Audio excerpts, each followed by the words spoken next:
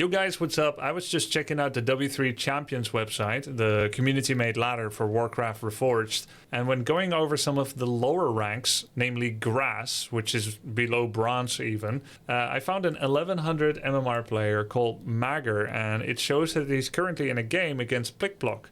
Magger is sitting at a 1100 MMR, 48% win rate, and W3 Champions actually allows you to do some live spectating of players that are currently in a game. This is a feature that I hope Blizzard would ever have for their game, as there are other games like Dota 2 where this is already possible. And it's super cool. So let's click on this and we're going to jump into the game. We're going to be able to watch it pseudo live. So this game is actually in session right now. But in order to avoid cheating, you do not immediately catch up with the live part. You're going to be about 3 minutes behind. And the really neat thing is that it just starts the game from the start. I don't think I even have fast forwarding controls or rewind. So whenever you join, it just plays it at 1x speed and you can see how it was live. But I don't know the result of this game. So as a content creator that makes high level and lower level Warcraft 3 content, I feel like it's really useful to see how some of the people play at the lower levels. And I think it's super cool as well to see lower level players play against each other. Just playing at their own level essentially and fighting tooth and nail in order to try and get the W in this wonderful game of Warcraft 3. So Magger here has gone for Ancient of War creeping. You know, sometimes when I make... Oh, you can speed up with F6, F7. Oh, okay. All right, cool. That's good to know. Thank you. But I can, of course... I'm going to watch this one in 1x speed. But that's good to know. Thank you, chat. So anyways, Magger here has gone for Ancient of War creeping. And sometimes when I'm making new player guides, like my Bloody Beginner guides on this channel... I'm not sure if I should recommend for people to do Ancient of War creeping, because while it is incredibly important for the momentum creeping early, the Ancient of War ends up taking the tanking for the creeps so that you don't take any damage on your Demon Hunter. I feel like it might be a little tedious or laborious for people to do while keeping up with the rest of their base macro. But I've underestimated gamers before. And then there's suddenly, you know, millions of people that have beaten millennia in Elden Ring. And I think, wow, even casual gamers of casual titles like Elden Ring, which is not a tournament game, though I can no longer call it a casual game. But you know what I'm saying, right? There's god gamers out there, right? So this guy is Ancient of War creeping, but I see that he did actually forget to eat a tree. He gave the command to eat a tree, but then he forgot, and now he's wondering why it's dying. He came to repair, but he got ensnared by the creep, and he still hasn't eaten a tree. There we go. Now he's regenerating. So it is actually true that this is a difficult maneuver for people to actually pull off. On the other side, we've got Plickplock, who has opened up with a Fiend opener. So instead of opening with ghouls, he's opening with Crypt Fiends. And let me tell you, at high level meta, this is not good against Night Elf. It's bad. Right? But he's gonna probably be able to pull it off. And now you can see Magger is over repairing his Ancient of War a bit with these wisps. And he's gonna last hit the final creep with the Ancient of War, therefore denying himself of the experience. And he's also over investing resources on the repair. Again, I think these things are really, really expected, to be honest. 1100 MMR, it's quite something. Like, even Moon messes up his Ancient of War creeping sometimes. But what does help me to see is that despite those mistakes, and that his Tree of Life was idle for a bit, and then he made one Wisp too many for his tech, in my opinion anyway, I think one extra Wisp can be quite comfortable to build up extra lumber in a game, especially where timings don't matter as much. Despite all that, I still feel like it's worth it. So I need to stop thinking perfectionistically when I'm trying to give guides to lower level players, because he's still doing the right thing. He's training the right thing. He's playing things as they are done in higher level games. So that's really cool to see. And then he's gone for some immolation creeping, going for the next green camp that he could find on the map. Whereas Plickplock is using his Fiend Skeleton opening to creep the second camp here. And he's standing on Blight to repair his Death Knight. This gives 2 extra health regeneration per second. So he's creeping a little slower, but he's going back for some healing. Generally, you'll see high level players keep creeping and hitting with the Death Knight's 30 plus or so damage per hit. And this is a harass with a low level demon. This is not a good thing to do, but I think the reason Magger is here is because he didn't know what else to do. So if you take a look at the map, he crept this camp first, then he saw a green camp across the map, and then I think he went to the other side of the map just to get information. He checked for an expansion, and then he moved just to the enemy base.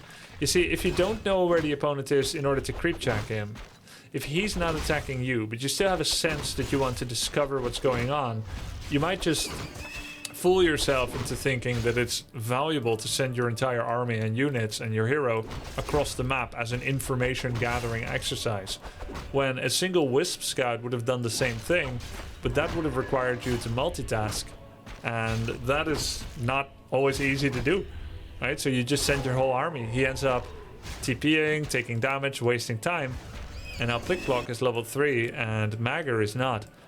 But I totally get it. I've done these things too. So Plickblock is playing a worse strategy. Magger is playing the correct strategy. Demon Archer Naga is meta against Undead, whereas Fiends against Night Elf is not. But then you see the difference in their execution. So Magger was overly aggressive, showing up for a mana burn, took damage and TP'd. But Plickblock, he's just doing his own thing. And so Fiends creep very well and efficiently, and it's certainly easier to control Fiends than Ghouls at this grass level, because I think this rank is actually called Grass. So you've got Grandmaster, Master, Diamond, Platinum, Gold, Silver, Bronze, and then below that is Grass. So we're watching the rank of Grass. So again, Magger not Wisp scouting for expansion, but moves his entire army here with perhaps the hope to cancel an expansion. He's even moving with formations, which is a bad habit. He's got this thing on. You never want to have this on. You want to scramble this, and that's why his hero moves very slowly, it feels like. But he shows up to cancel an expansion, and then what is the one thing you're always sure of where your opponent is? Their base, right? Anytime you're not sure what to do, you don't know which creeps to do because you don't have a solid creep route, you just go to the opponent's base. And then you can get some information and get some fight, because you're ready to fight. And in a way, it kind of makes sense. It's the one certainty in every game of Warcraft 3, is that there is a base. And it's the easiest thing to do, but it's also kind of a crutch. And if you're finding yourself doing a lot of bad base attacks, the analysis of why that's happening would include you being clueless. So because you don't know what to do, that's where you went there, isn't it? And the funny thing is, this whole attack didn't do anything, of course. He just showed up, lost 2 archers. It also took away valuable focus from himself. Not only was the aggressive overture by Magger useless in achieving anything except information and maybe forcing Plickblock back home, but he also had a 700 gold bank while he wasn't producing anything. So then he has to go back home. Oh, very cool. See, that is super advanced. He drops all his health containing items in order to more efficiently heal from the Moonwells with a lower total health amount, and then he picks them up again. That is the kind of tedious min-maxing that does not fit the rest of his macro decision profile. So you see that people are like good in different things. They have like their own hobbies and their own things they know about the game. That's super cool. He's definitely doing some min-maxing that he picked up from some high-level games. Meanwhile, Dryad is stuck. You see? So it's quite it's a two-sided thing sometimes. So now he's gonna have to raise his Ancient of Lore. He's probably gonna place it here. This would actually be enough, but he's probably gonna overcompensate, place it here. And he's so busy with it, the Demon Hunter was standing still. Yeah, there we go. Okay, so he's got 2 Dryads. They're very slow because he's still moving in formation mode. And he's got 1 adept training of the master, the Claw Master training, and now he's getting the Master training. And he has enough resources to start a bear, but he's either not doing it because he's feeling overtaxed by multitasking. Yeah, he is. So he gave his gauntlets to the Naga, heal pot on the Naga, then he bought Orb of Venom. So all his money went to items, and he's gonna have Master training without a single bear. And the usual way that you'll see things is that people first get a bear, then finish the upgrades, because then the bear can start getting mana. He can start using Rejuvenate. So this kind of prep style play is very common in campaign players. I noticed it in myself in my early Warcraft 3 days, early StarCraft 1 days. Prepping everything and then starting production is a typical single player experience, casual player playstyle, because it feels efficient. First getting your 3/3 upgrades, then making your first units. And he's just making dryads because they seem cheap. He's 4 dryads in without making any bears. Now is his first bear coming out because he's got some kind of preconceived notion that you build from archer into dryad into bears. But dryads aren't actually that good against fiends. And he got all the upgrades for the bears, so why not start with some bears? It would also help with Rejuvenate. And he has spent a lot of time in this base, right? Meanwhile, Undead, he's living his best life. What is he taking towards? So he's making fiends, statues. He's got 45 out of 60 population. He's creeping. Orb of Corruption. Got some good consumable items. Getting a little bit more creeping in than Magger. And Blickblock also has food capacity to start a 3rd hero. My guess is it's going to be a Tavern hero. I think it might be a Dark Ranger or a Pit Lord. If I'm a noob, I think I would love to make Pit Lord because he's nice and tanky. Pit Lord has the highest level 1 effective physical health. Oh! He used Invulnerability Potion, 15-second invul. It's a 400 gold item instead of a single charge of Rod of Necromancy. That's minus 400. Ah, that's a rough mistake to make. And there is a tome here that he's forgetting. Pro players never forget tomes. Oh! Actually, I'm lying. Pro players forget tomes all the time. He doesn't. I'd say these people probably forget tomes less because they spend so much time at the camp after they finish. But he does forget the tome. It's quite a common problem, isn't it? So Magger is going to attack once again because he doesn't know where else he should go. This camp probably feels really far away from him. And so he's checking for expansion again with his whole army. And then he's going to go to the Undead base again, which is now starting its upgrades. He's got 1 attack, he's getting a 2nd attack. Chose not to go for a 3rd hero, maybe keeping things simple in terms of micro control. And Night Elf shows up again. I wouldn't call this a good timing because he's got over 1,000 unspent gold on the Moonwell. He's making upgrades. He's got resources just back in the bank. So this is a very low impact attack. And meanwhile, Undead is calling his bluff and says, I think you need to come home. Now the funny thing is, whoever leaves this area last gets this creep camp, the natural expansion. So in a way, I don't like this Undead attack. I think while his base is attacked, he should take the natural expansion away, because now he's going to be corralled out of the area by a chasing Night Elf. Unless... Oh, he sees the creep. He's like, oh, this is still up? Yeah, he's going to take it, of course. But now there's going to be a creep jack. And Night Elf is going over with 53 population now. He's making another Moonwell, and that's going to be a fight. But he's not chasing very far and very fast because he's still in formations, of course. So we did see the Kobold Taskmaster chasing far so that the Click Block is going to be able to steal the item. Crystal Ball. He's going to take it and run. Tome is Forgotten, the sacred text of Alexandria. And meanwhile, Undead is playing a dastardly style. He's got a Slaughterhouse number 2 coming in, because of course his first was destroyed. He's getting lots of upgrades. He's 2-1 right now, has resources for more. And his ghouls are mining a little bit far away, a bit unnecessary. There's a tree right next to the graveyard here, but he's going all the way down here from automatic mining, presumably. And he's saving up 1,600 gold. So the Night Elf has gone over 50 with just a single unit, so he's not getting a lot of gold from upkeep anymore, and he's going to feel pressure to attack, if that's something he factors into his decision making. No expansion, no extra units. Where's his money going? Oh my god, he just started 2 attack upgrades while at 53 pop. You should get all your upgrades before you go over 50, and then you should start going over 50 with units and never stop, and no more upgrades. And once you drop under 50 again, that's where you can do upgrades. because his upgrades essentially are now blocking his army size growth. There's a roar coming in from a bear that has the bear upgrade. More statues are coming out. A lot of fiend damage here. I think Undead is greatly underestimating how much damage he can do just by right-clicking a bear. But of course, oh, burrow too, cute, and there's no dust of appearance. So theoretically, Elf cannot win here. He cannot kill a single unit. Ah, he's got staff! He's got staff, and he was trying to find the hotkey! He didn't find it in time. He was just standing there as the bear died. Now, on the flip side, that's a good news for Magger, because he's no longer under pressure to attack, as that bear's death means that he's no longer over 50 population. But then he immediately made another bear and a dryad. So, okay, that's fine. He's being chased. Let's fight. 2 destroyers here.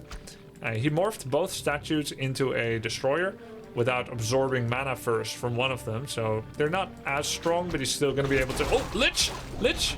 Does have greater healing potion. It's going to run away. He's clicking one bear and then running. There is Burrow. Is he going to be able to coil or burrow on time? He does both. Nice job. Lich not applying its Orb of Corruption. Very low Death Knight. He's going to have to TP. But on the exit, will he get an exit kill on the bear? No, he focused the Demon Hunter. The bear survives thanks to the second armor upgrade. Who's crazy now? Yeah, if he made more bears and not getting that armor upgrade that he just got, that bear would have been dead. But thanks to the 2 armor upgrades, it survives. So Magger gets some efficiency there.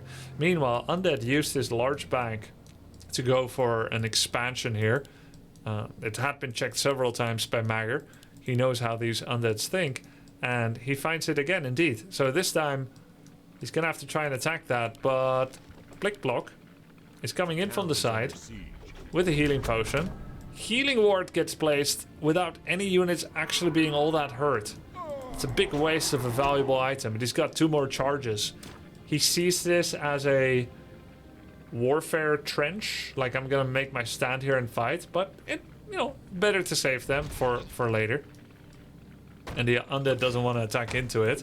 Blick Block is going to use the artificial wall that he has created to stand in a pretty good spot. I like how he has wedged a choke point here.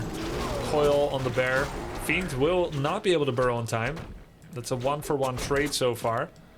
Necropolis continues to be a lightning rod of distraction. Destroyers could go in for Devour on the healing ward.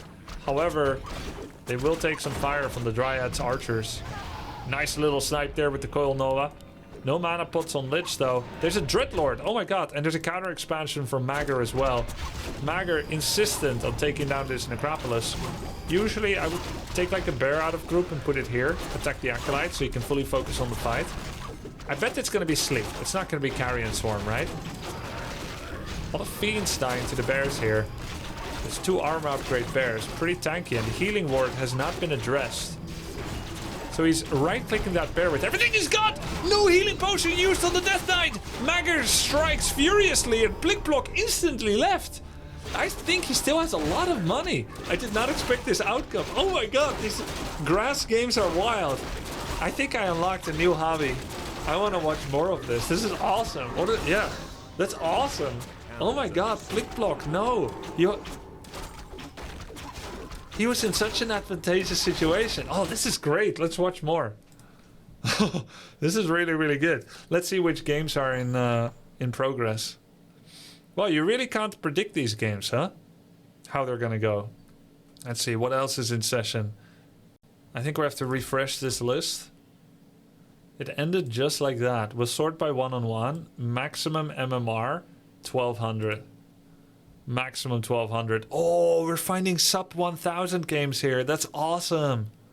999 by Poxa against Zokix 837. And Blick Block, what a god. He's already in another game. Another Night Elf, this time against Crab. Wow. It's just like that. Rohan versus Zokix. Okay, let's check it out. This game just started. Maybe 10 minutes ago or so. Undead versus human. Let's check it out. What we got? So we have Rohan here in the bottom right. 3 acolytes to gold, gold to lumber, then started an acolyte. Pulls an acolyte. It's gonna make a crypt. And then probably an altar. And then he has the 4 acolyte situation. And then he'll have to make a 5th acolyte. So Rohan off to a meta opening ghoul crypt with 4 acolytes. What's human doing? Zokix.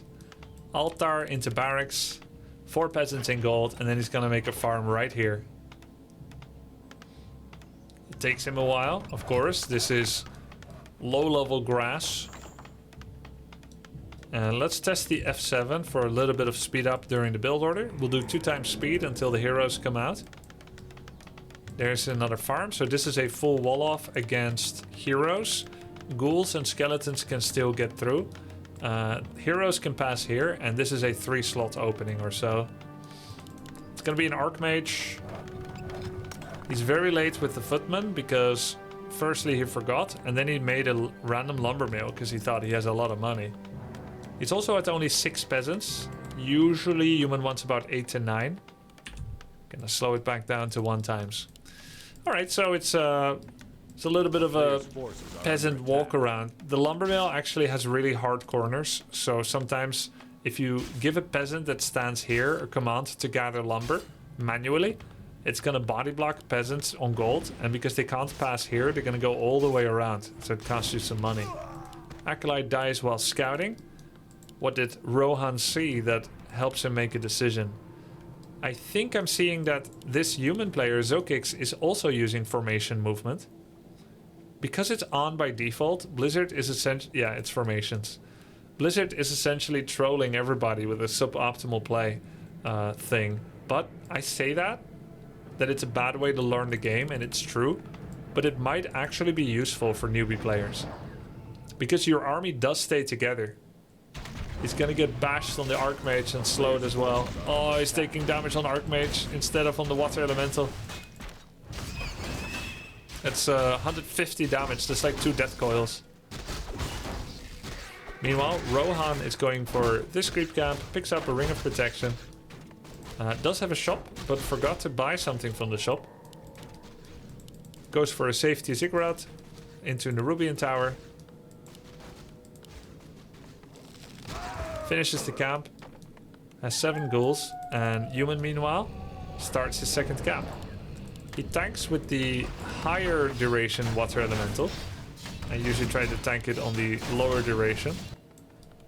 Meanwhile, a lot of peasants. 1, 2, 3, 4, 5, 6, 7, 8. Oh no, he finally got his 8th peasant. So now he's got the correct peasant count. And it's going to be an arcane tower, an arcane vault, another footman, and he takes on 26 under 30. A reasonable base configuration. A bit slower tech because of the normally unnecessary lumber mill.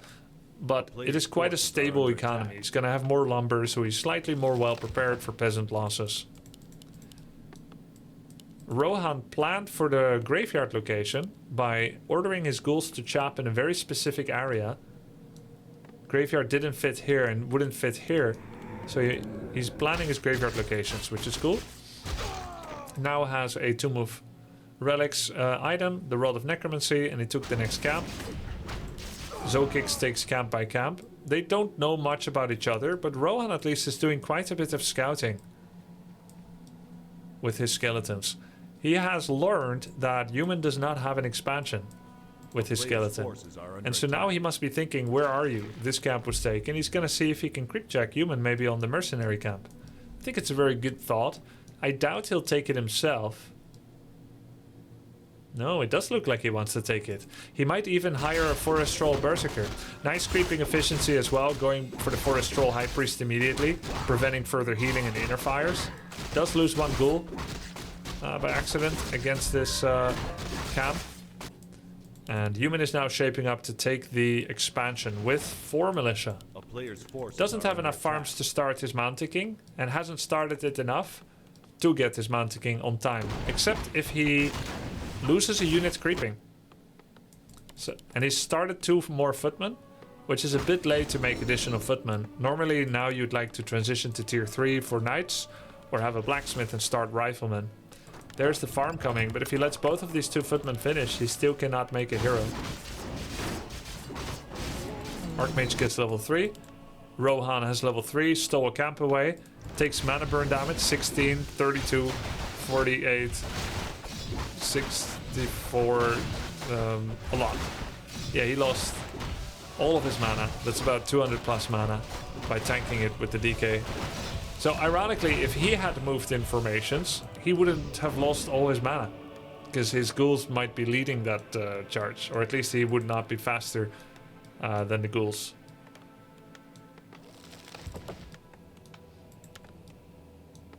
There he kills the Arcane Vault. Couldn't get in because it was scary choke position. And the Mountain King is in production. I think he's gonna make Arcane Vault here again. Yep. Usually... Oh, and he started an expansion. Okay. The tier 2.0 expansion. Without a blacksmith so far, without Griffin Aviary, without, you know, any other units, has started a tier 2 expansion, 1 Arcane Tower, 1 Guard Tower. So he's just gonna have Archmage Footy and Mountain King for a very, very, very long time. He's not making new peasants yet, which means that his economy will be lagging behind in lumber. He's gonna have 1,000 gold with about 200 wood, and he won't even have a way to go to tier 3 or make any other units. So if Undead would just go double Slaughterhouse, mass destroyers, there's nothing that human would be able to do about it. Undead did hire the 2 mercenaries, Lich second. Rohan does have a Slaughterhouse, he's going to tier 3. And he has a lot of lumber. Could be using a bit more ghouls to creep. Obviously, having an expansion is a large advantage in Warcraft 3, and it gives you leeway to lose more units and make mistakes and buy items that can help you. He's going to be a lot richer than the Undead player here, Rohan.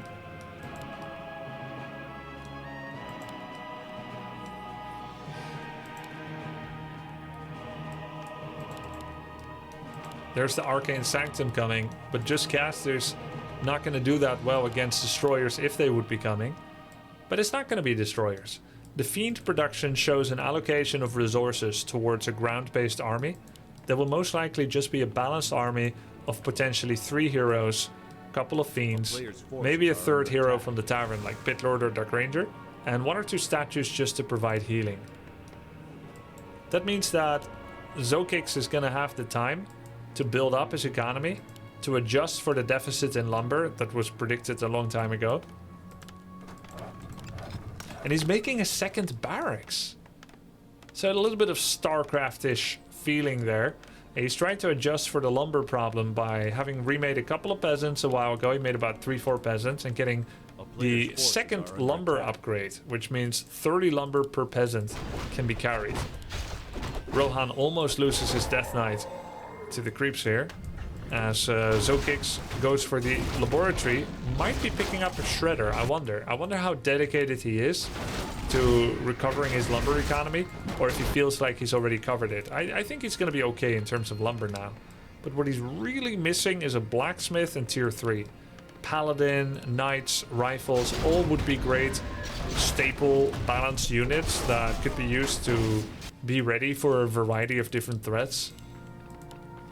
Meanwhile, Rohan's initial early good scouting at the start of the game with the Acolyte and the Skeleton has not managed to prepare him for the fact that Human took a tier 2 expansion. Might be Zokix's personal little trick of just staying safe early and not doing like a super early sweaty expansion, but then just getting one a bit later when people stop scouting and it starts getting a bit more messy. The vast amount of footmen that he has actually gives him the DPS to kill that fiend before the coil came in. And the priest behind gets him some healing. Nova kills another footman, and he's actually going to town portal out, which gives Zokix the map control and safety for his expansion that he would love to have. A 2nd Arcane Sanctum. So the army that you would get from this is mass footmen, priests, sorceresses, and breakers. But none of those can attack destroyers, which is an upgrade that Rohan does have. He's making a 2nd statue. If he were to launch an attack and microed properly, the destroyer could potentially kill everything. Water elementals, footmen, towers. But he might still be under threat of having his heroes get focused before everything the human has dies. Players' forces are under attack. We know that the thing that Rohan would need right now is a destroyer attack and then a counter expansion as well. However, he's playing his own game, as is very normal, as I do too. Even with thousands of hours in Dota 2, I often still played my own game instead of trying to focus and engage in reacting to an opponent, because that's just a lot more taxing on your cerebrus, on your cerebral mass. Your multitasking is going to get stretched. So he's just doing his own thing where he gets a Temple of the Damned and is either going to be adding Banshees or Necromancers to the mix. The third hero is going to be Dark Ranger. The human now has Sorceresses and Priests coming in. And what are the double barracks for? 2,000 gold, 400 lumber, 50 pop. Might be time to TP out, and he does. But he's forgetting his Wand of the Wind, and he's blocked himself from being able to pick it up. Is Rohan gratefully going to pick up the item? Yes, he is. Allowing the hero to cast Cyclone. The tome gets forgotten, but a large item has been stolen. This is the timing Rohan needs to pull off. There's one level of masonry upgrade, and for some reason, Zokix is still not producing any units. He finally finishes the blacksmith and is making spellbreakers and is going to tier 3, but no riflemen yet, which means destroyers potentially could be huge. There's the first destroyer, there's the second. He did do the absorbing mana trick that the previous undead Plocky Plocks didn't do. And that's going to make short work of the towers. Sadly, the Death Knight did tank the entire Arcane Tower again. God, Arcane Towers are good at lower level, huh? He's just lost 200 mana twice on this Death Knight. An enormous loss. Meanwhile, Riflemen are finally in production. They are Riflemen without upgrades. They're also Riflemen without the range upgrade, so they're 400 range only. Destroyers are killing the Water Elemental, and the Archmage could, in theory, kill the Destroyer. He needs to Cyclone MK and run. Archmage needs 4 hits on Destroyer to kill it. He's focusing it. There's the 3rd hit, 4th one, and it's dead. Stormbolt on DK, but he gets away. Meanwhile, Lich is doing really good damage on all the units. Zokix actually stopped gathering. His peasants accidentally stopped gathering from the gold. Mountain King has a healing pot, but is not doing a lot of damage to the Lich. Archmage and Rifles are killing the final Destroyer in the air. Thunderclap level 1 comes out, and he kills the Destroyer. Mountain King is low. He could die. Mountain King needs to run. He's getting healed by the priests, but he's gonna survive. Good unit control by both on their main heroes. Death Knight is in fact all the way home. He said, "See you later, nerds." And now Human has this army of riflemen. He's even got a workshop, and he's starting flying machine production. And so you see, the startup for Undead was a lot better. Fiends, DK, Lich, statues, scouting.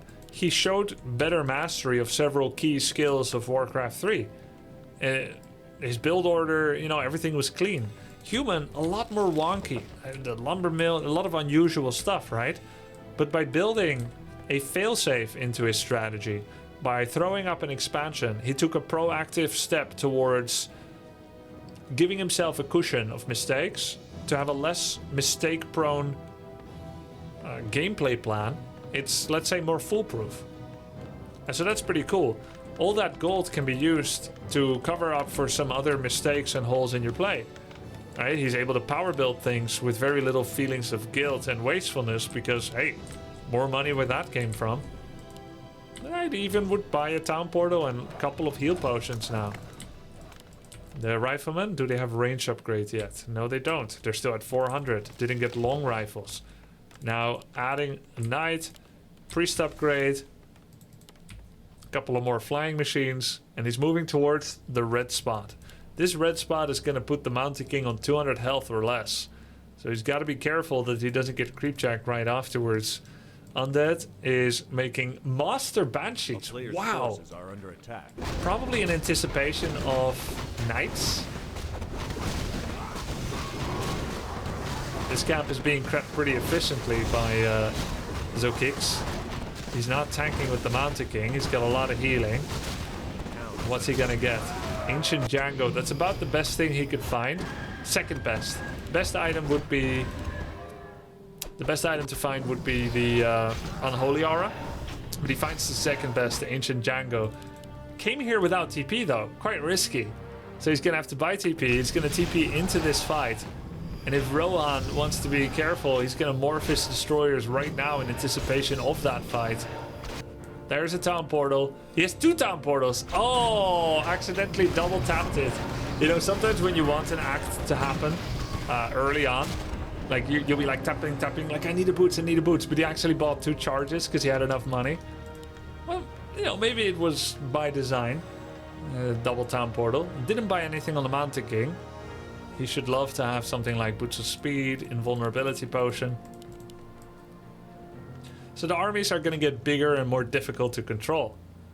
A lot of different pieces of this army. Casters, ground army.